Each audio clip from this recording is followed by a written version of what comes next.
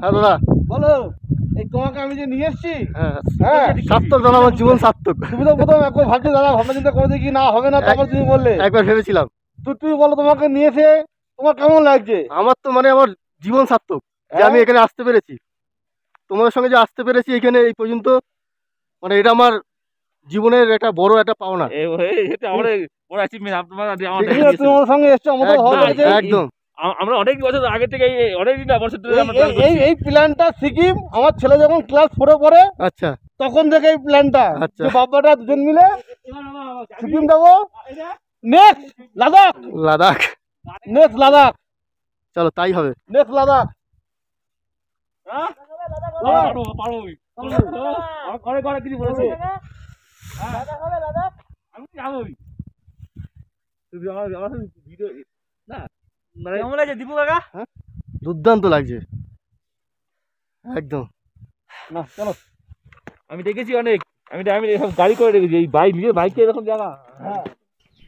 প্রিয় বন্ধুগণ, আরেকটি চমকপ্রদ দুঃসাহসিক অভিযান নিয়ে আজকের এপিসোডটি শুরু করতে চলেছি।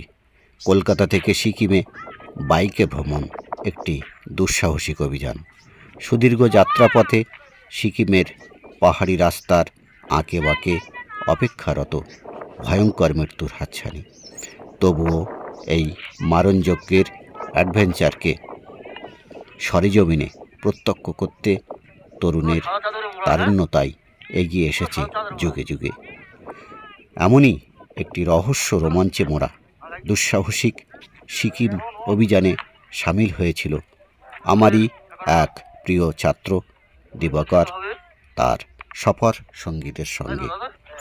যদি সিকিমের প্রাকৃতিক সৌন্দর্য আপনাদের হৃদয়কে ছুঁয়ে যায় তাহলে লাইক, শেয়ার এবং সাবস্ক্রাইব করতে ভুলবেন না। হ্যাঁ এরকম সুযোগ কেউ দেবে না, দেবে দাদা এরকম সুযোগ কেউ?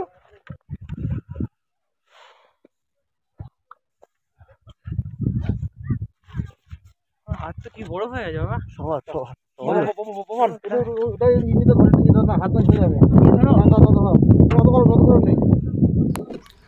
পাহাড়ের গা ঘেঁষে নির্মিত স্বল্প প্রশস্ত রাস্তা ধরে শুরু হলো অভিযান।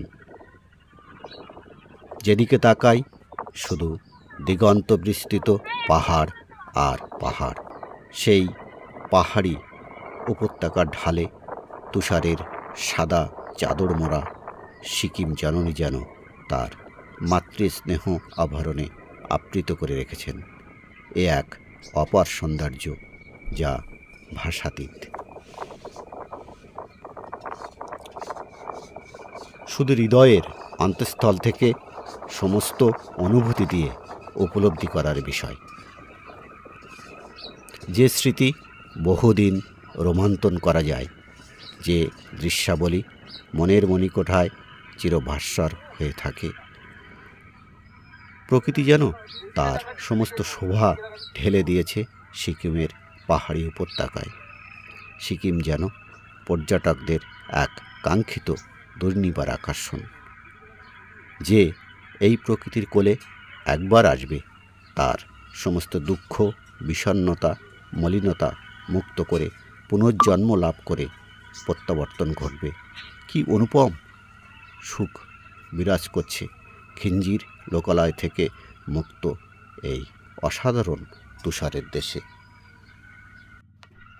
আমরা আজ যেন পার্থিব সমস্ত যা কিছু অন্তরায়, যা মানুষকে সমস্ত বিষণ্ণতা দিয়ে অন্ধকারের চোরাগলিতে নিমজ্জিত করে, সেই অবাঞ্ছিত জগৎ থেকে মুক্ত হয়ে এক পার্থিব নৈসর্গিক জগতের সন্ধান পেলাম। পাহাড়ের কোলে ছোট ছোট গৃহগুলি যেন মনে হয় এক একটি স্বপ্নের ভাণ্ড, যেখানে বিরাজ করে স্বর্গীয় আবেশ নিরবচ্ছিন্নভাবে।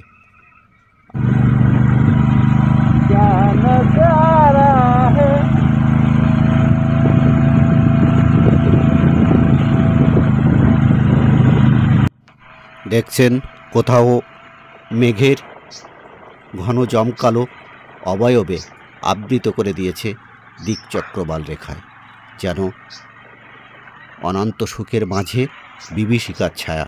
আসলে এ এক প্রাকৃতিক প্রচ্ছন্ন সতর্কীকরণ বার্তা, পর্যটকদের ঘোরাচ্ছন্ন থেকে বাস্তবে ফিরে আসার প্রাকৃতিক বার্তা।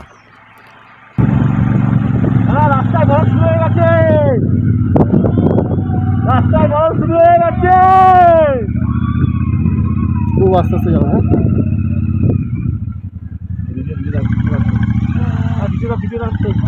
হ্যাঁ, আমার ভিডিও চলছে। হ্যাঁ, ওকে, ক্যামেরা চলছে।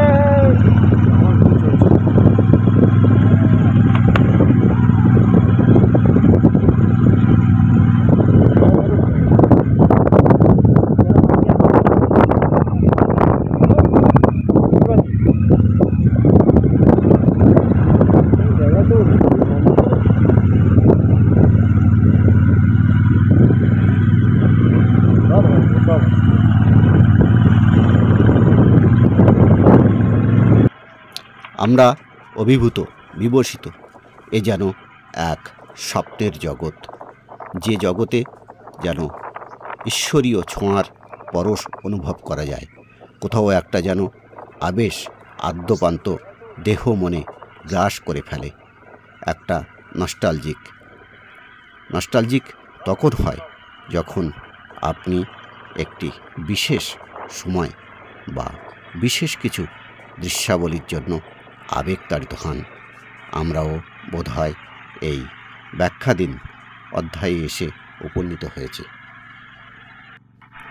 রাস্তাঘাট অনেকটাই শুনশান, তেমন যানজট চোখে পড়ছে না।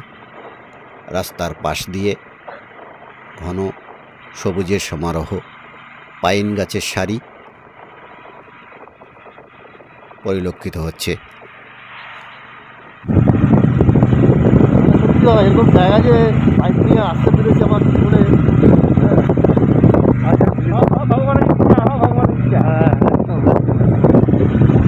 তাও আমার বাইক।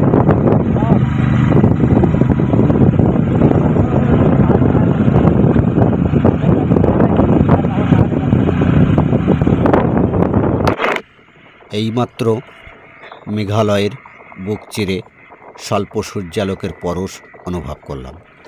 অসম্ভব তুষারপাতের ফলে পর্যটকদের উপস্থিতির হার অনেকটাই হ্রাস পেয়েছে। শৈত্যপ্রবাহের প্রকোপে শারীরিক অবসন্নতার উপলব্ধি হচ্ছে। হাত পা শরীর যেন অবসন্ন হয়ে পড়ছে।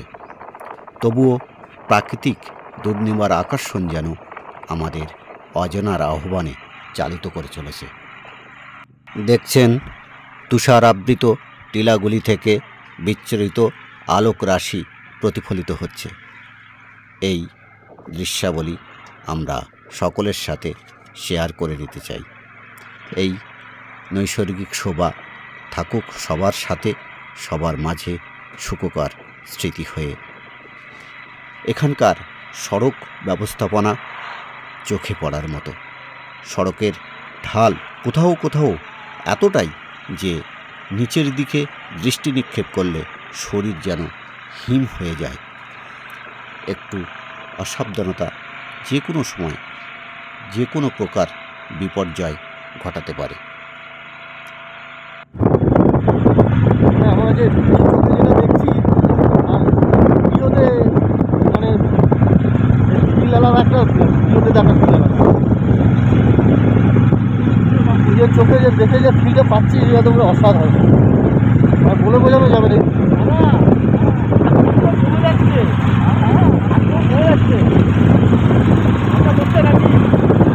আর জমে যাচ্ছে, জমে যাক দাদা।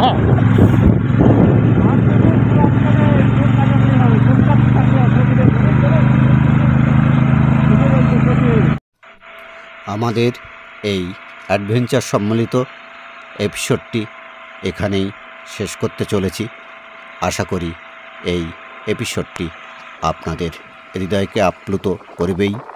যদি ভালো লাগে তাহলে লাইক, শেয়ার এবং সাবস্ক্রাইব করার আমন্ত্রণ রইল। আবার আপনাদের সাথে দেখা হবে আরও একটি নতুন কোনো পর্ব নিয়ে। ততক্ষণে ভালো থাকুন। ধন্যবাদ।